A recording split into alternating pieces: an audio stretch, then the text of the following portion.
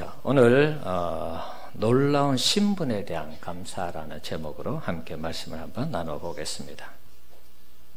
미국의 식민지 작가였던 마크 트웨인이 쓴 이 왕자와 거지라는 단편 소설이 있습니다. 여러분들도 잘 알 것입니다. 1881년도에 그가 46세 되던 해에 이 소설을 썼습니다. 자, 왕자와 거지에 이런 얘기가 등장합니다. 한 날 두 아이가 태어납니다. 외모도 비슷하게 태어났습니다. 그런데 태어난 장소는 전혀 다릅니다. 한 아이는 영국 버킹엄 궁궐에서 태어났고 한 아이는 거지 집에서 태어났습니다. 자, 거지로 태어난 아이의 이름은 톰이라는 소년이었습니다. 그리고 버킹엄 궁전에서 태어난 이 아이는 에드워드라는 왕자였습니다. 그런데 둘의 이제 관심사가 좀 달랐습니다. 거지로 태어난 이 톰은 궁궐에 사는 사람들에 대해서 관심이 많았습니다. 거지니까 아무래도 궁궐에 누가 살까? 살면 어떻게 살까? 뭘 먹고 살까? 뭘 입고 살까? 거기에 관심이 있었습니다. 그런데 이 에드워드 왕자는 의외로 또 밖에 대한 세상에 대한 궁금함이 있었습니다. 바깥 세상은 어떨까? 바깥 세상에는 재미있는 것이 많지 않을까? 궁궐에서 지내다 보니까 하지 마라 이거 해야 된다 저거 해야 된다 뭐 교육을 받다 보면 간섭하는 일이 많았겠죠. 그래서 흑장난도 하고 싶고 가서 뭐 물가에 수영도 하고 싶고 여러 가지 하고 싶은 게 많은데 뜻대로 하지 못하니까 바깥 세상에 대해서 관심이 많았습니다. 그러다가 어느 날 이 톰이라는 거지가 궁궐에 사는 에드워드 이 왕자가 어떻게 사는가 궁금해서 침입을 했어요. 그때 이제 발각이 되어서 이 톰이라는 이 거지가 혼이 납니다. 호위병에게 붙잡혀서 혼날 때 이제 밖이 시끄러우니까 에드워드 이 왕자가 데려가서 무슨 일인지 알아봤어요. 거지가 들어와서 이렇게 혼내고 있다. 그러니까 바깥 세상에 대해서 궁금하더니 에드워드 왕자가 데리고 들어갑니다. 그래서 거기에서 신나게 놀고 맛있는 거 먹고 그러면서 이제 세상 밖의 얘기를 이제 듣게 되는 것입니다. 그러니까 이제 톰은 이제 거지지만 자유롭게 다니고 뭐 수영하고 애들하고 흑장난하고 뭐 칼싸움하고 뭐 이런 놀이들을 쭉 얘기하니까 그게 너무 부러운 것입니다. 그래서 그러면 너가 오늘은 하루는 왕자가 되고 내가 거지가 되어서 우리 옷을 서로 바꿔 입고 한번 지내보자. 그래서 이제 이 에드워드가 톰의 거지 옷을 빌려 입고 밖으로 나가는 것입니다. 그런데 밖으로 나갈 때에 자기가 왕자인데 아무도 알아주지 않아요. 호위병도 자기를 모르고 그래서 조금 괘씸한 마음이 들어서 돌아서서 다시 들어가려고 할 때 호위병이 막는 것입니다. 야, 너 어디라고 또 다시 들어가? 아까는 왕자님이 데리고 들어갔지만 이제는 안 돼. 그리고 내쫓는 거야. 아니야, 내가 왕자라고. 그래도 이 호위병들이 듣지 않는 것이죠. 외모가 비슷하게 생겼으니까. 그래서 쫓겨났습니다. 이 궁궐에 있던 이 톰도 자기가 왕자가 아니라고 아무리 얘기해도 사람들이 믿어주지 않는 거예요. 기억 상실증이 걸렸다 그러면서 이들의 이 두 운명이 왕자와 거지의 하루아침에 둘 다 이 입장이 바뀌게 된 것입니다. 자, 바깥 세상을 동경하던 이 에드워드는 밖에 나가보니까 의외로 가난한 사람들이 너무 많고 백성들이 행복하게 살아가지 않는다는 것을 발견합니다. 어떻게 보면 잘된 것이죠. 자기가 왕이 되면 이 백성들을 잘 살펴서 내가 잘 행복하게 살아가도록 해야 되겠다. 그런 마음을 가지게 한 것이죠. 반대로 졸지에 이 왕자가 된 톰은 아무리 얘기해도 안 되니까 왕자의 빈자리지만 자기도 열심히 최선을 다해서 이 자리에서 일을 해야 되겠다. 그런 결심을 합니다. 그리고 시간이 지나면서 헨리 8세 왕이 죽고 이제 톰에게 거지 톰이 왕자가 되었는데 왕관을 씌우려고 할 때 우여곡절 속에 에드워드 왕자가 나타나서 자신이 왕자라고 밝히면서 이 모든 일들이 제자리를 찾아가는 그런 얘기입니다. 톰도 욕심을 냈다면 자기가 왕자라고 우기겠죠. 그러나 정직하게 얘기하고 그러나 이렇게 해서 바뀐 것이고 당신들 내가 아무리 얘기해도 믿지 않았지 않느냐, 기억상실증에 걸렸다 그러고, 그래서 그 상황들이 다 되찾아지는, 그러면서 에드워드와 톰가 나중에 절친이 되어서 그 나라를 잘 세웠다는 그런 얘기입니다. 그야말로 뭐 동화 속 얘기죠. 자, 오늘 본문을 보면 우리 인생이 어떤 인생인지를 말씀하고 있습니다. 오늘 본문의 우리의 인생을 보면 우리는 사실 희망이 없던 그런 인생이었습니다. 하나님 앞에 더 이상 소망이 없던 그런 인생이었습니다. 그런 인생들을 하나님이 하나님의 자녀 백성 삼아 주셔서 우리를 최고의 자리, 오늘 본문에 나와 있는 대로 하면 하나님의 우편 보좌에 앉게 하신 그런 은혜를 주셨다는 것입니다. 오늘 이 본문은 사실 지난주 새벽 기도 시간에 이 본문을 살피면서 추수감사주일날 뭘 설교할 것인가 고민하다가 기도하는 가운데 이게 더 크게 와닿아서 오늘 본문으로 삼았습니다. 오늘 본문 1절을 보십시오. 우리는 허물과 죄로 죽었던 인생이었습니다. 2절, 그때는 우리는 공중의 권세 잡은 자들에게 순종했습니다. 공중의 권세 잡은 자들, 마귀에게 순종했다는 것이죠. 마귀에게 순종했다면 하나님께는 불순종한 인생들이 되는 것입니다. 한마디로 우리는 마귀의 자식이었고 하나님 앞에서는 불순종으로 인해서 심판받을 그러한 자녀였습니다. 요한복음 8장 44절에 보면 우리의 신분에 대해서 예수님이 소개하는 내용이 나옵니다. 한번 읽어봅시다. 너희는 너희 아비 마귀에게서 났으니 너희 아비의 욕심대로 너희도 행하고자 하느니라. 그는 처음부터 살인한 자요 진리가 그 속에 없으므로 진리에 서지 못하고 거짓을 말할 때마다 저것으로 말하나니 이는 그가 거짓말쟁이요 거짓의 아비가 되었습니다. 네. 우리가 예수와 상관없을 때 우리의 신분 자체가 마귀의 자녀이고 거짓의 자녀였다는 것입니다. 오늘 본문 3절에 보면 그래서 우리를 본질상 진노의 자녀라 이렇게 말씀하고 있습니다. 심판을 기다리는 그런 인생들이었다는 것입니다. 사형 집행만 이루어지면 그 자리에서 우리가 다 죽임을 당해야 되는 그런 인생들이었는데 하나님의 은혜로 우리가 예수를 믿어서 하나님의 자녀 백성이 된 것입니다. 허물과 죄로 죽을 수밖에 없던 우리 인생들이 예수 그리스도의 십자가의 은혜로 우리가 다시 살아난 것입니다. 살아났을 뿐만 아니라 하나님이 우리를 어떻게 대우하십니까? 하나님의 자녀 백성으로 살리신 것뿐만 아니라 오늘 6절 말씀을 보면 예수 그리스도 안에서 함께 하늘에 앉히셨다 이렇게 말씀하고 있습니다. 예수님이 앉으신 곳이 어디입니까? 에베소서 1장 20절 한번 보겠습니다. 한번 읽어봅시다. 그의 능력이 그리스도 안에서 역사하사 죽은 자들 가운데서 다시 살리시고 하늘에서 자기의 오른편에 앉히사. 예수님을 죽은 자 가운데서 살리셔서 부활성천하신 후에 하나님이 사랑하는 아들을 하늘 우편 보좌에 앉히셨다는 것입니다. 예수님이 앉아있는 곳에 에베소서 1장 20절에 보면 우리를 6절에 보면 오늘 본문 6절에 보면 예수와 함께 앉게 하셨다 그랬으니까 예수님이 앉아 계신 곳이 하늘 우편 보좌라는 것이죠. 그러면 우리도 동일하게 예수님처럼 우편 보좌에 앉게 되었다는 것입니다. 그래서 디모데후서 2장 11절에서 12절에 보면 우리가 예수님과 함께 왕노릇한다라고 말씀합니다. 한번 보실래요? 같이 읽어봅시다. mit보다 이 말이여 우리가 주와 함께 죽었으면 또한 함께 살 것이요 참으면 또한 함께 왕노릇할 것이요 우리가 주를 부인하면 주도 우리를 부인하실 것이라. 아멘. 자, 우리가 예수님과 더불어 하나님의 우편 보좌에 앉게 되는 이 영광, 세상에서 왕노릇할 수 있는 그런 영광의 보좌에 우리가 앉게 되었다는 것입니다. 그런 기회가 우리에게 주어진 것입니다. 에베소서 1장 21절 22절에 보면 예수님이 앉아있는 그 보좌는 온 세상을 통치하시고 다스리시는 만물을 발 아래 두신 그런 모습이죠. 그러니까 이게 우리가 예수를 믿어서 하나님 우편 보좌에 앉게 되었다는 이 사실 자체가 얼마나 큰 하나님의 축복입니까?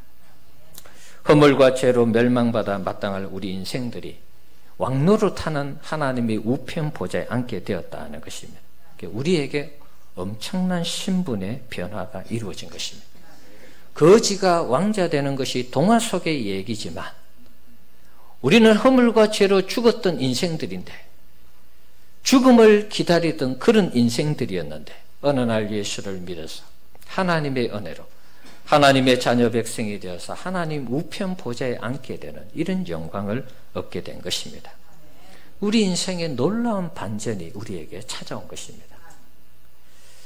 우리가 하나님 앞에 얼마나 큰 복을 받았는지, 여러분 이 사실을 믿는다면 이것만큼 우리에게 더 큰 복이 없다는 것입니다. 사무엘상 2장 내용을 보면 3절에서 8절에 하나님이 우리 인생을 역전시키시는 그런 내용이 소개되고 있습니다. 글씨가 좀 작죠? 제가 한번 읽어보겠습니다. 심히 교만한 말을 다시 하지 말 것이요 오만한 말을 너희 입에서 내지 말지어다. 여호와는 지식의 하나님이시라. 행동을 달아보시느니라. 하나님이 우리 행동을 달아보신다는 것입니다. 그래서 어떻게 합니까? 용사의 활은 꺾이고 넘어진 자는 힘으로 띠를 띠도다.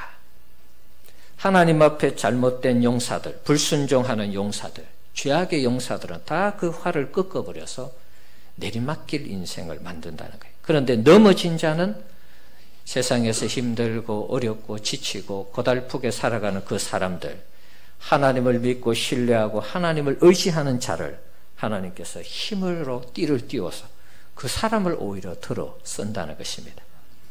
5절, 풍족한 자들은 양식을 위하여 품을 팔고, 과거에 잘 살던 사람들 어느 날 거지가 된다는 것입니다. 남에게 품을 팔아서 먹는 그런 상황이 되는 것입니다. 자, 이 사람들은 하나님과 상관없이 삶을 살았던 사람들이죠. 자, 줄이던 자들은 다시 줄이지 아니하도다. 예, 줄이던 자들, 거지 같은 인생들이 하나님을 만나고 하나님 믿고 하나님의 도우심으로 오히려 그 사람이 더 행복하게 살아간다는 것입니다. 전에 임신하지 못하던 자는 7을 낳고 많은 자녀를 둔 자는 쇠약하도다. 예, 이 부분은 이제 한나에 관계되는 부분이죠. 자, 한나가 임신하지 못했는데 하나님께 서원 기도해서 아이를 받았죠. 그래서 많은 자녀가 생겼습니다.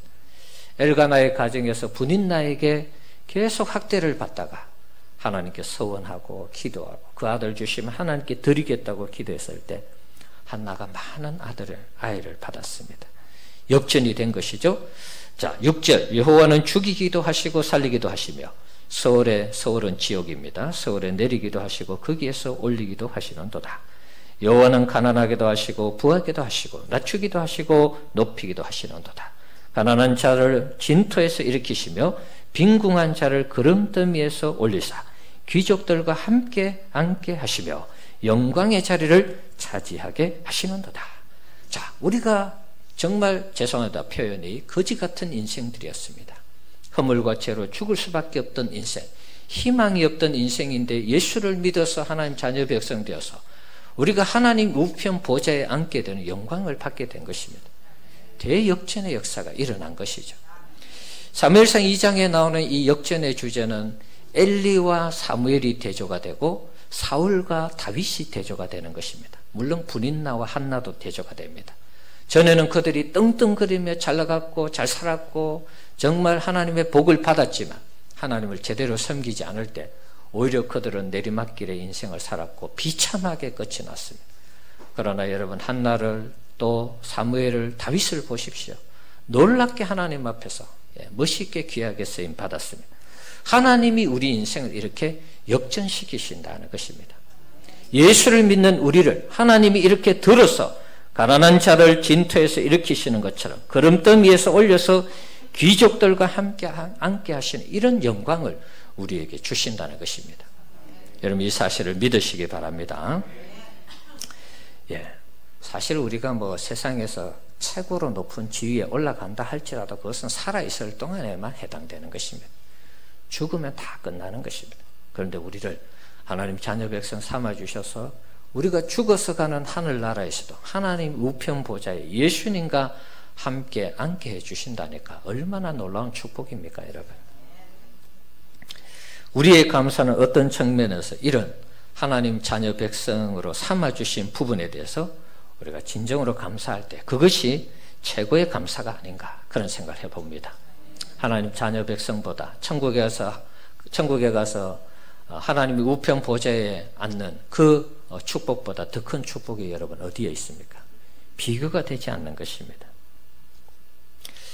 오늘 추수감사주일을 맞이해서 우리의 감사가 우리를 구원해서 하늘 보좌에 앉게 하신 이 은혜에 대해서 정말 진정으로 감사하는 우리 성도님들 되시기를 바랍니다.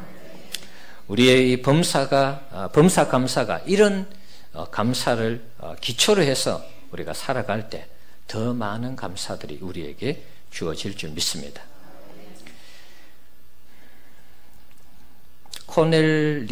코넬리어스라는 사람이 있습니다. 코넬리어스. 이 사람은 소설가인데요. 5년간 가남으로 투병 생활을 하다가 하나님의 부르심을 받았습니다. 그는 투병한 일지를 부인을 통해서 책을 냈는데 가장 긴 밤이라는 책을 냈습니다. 그는 이 남편이 죽은 다음에 이 부인이 그 남편의 일상의 생활들을 책을 엮었습니다. 가장 긴 밤이라는 그 책 속에 포함이 되어 있는 내용들입니다. 자, 간암으로 죽었는데 남편은 아침마다 일어날 때마다 이런 기도를 했다고 합니다. 하나님, 또 오늘 좋은 하루를 주셔서 감사합니다. 그런 기도를 했다고 해요. 그래서 앞으로 죽어갈 사람, 자기가 암인 줄 알면서도 죽어갈 날을 기다리는데 뭐가 감사해서 날마다 일어나면 감사한다, 그렇게 고백할까? 그래서 궁금해서 물었다는 거예요. 자, 그러니까 이분이 준비해 두었다는 듯이 이렇게 말을 했습니다. 첫 번째, 아내를 볼 수 있어서 감사하다.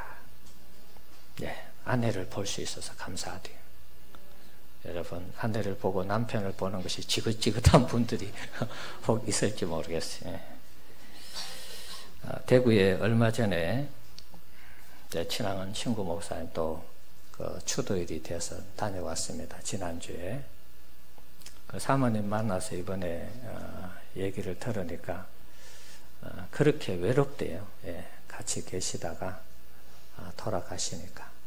옛날에는 내 하고 싶은 얘기가 있으면 남편에게 그냥 뭐든지 다 얘기할 수 있었는데 지금은 그런 사람이 없으니까 너무 외롭다는 것입니다. 그래서 이번에는 그 낙골 땅에 가서 왜 먼저 죽었는지, 왜 먼저 갔는지 원망을 많이 했다 그래요.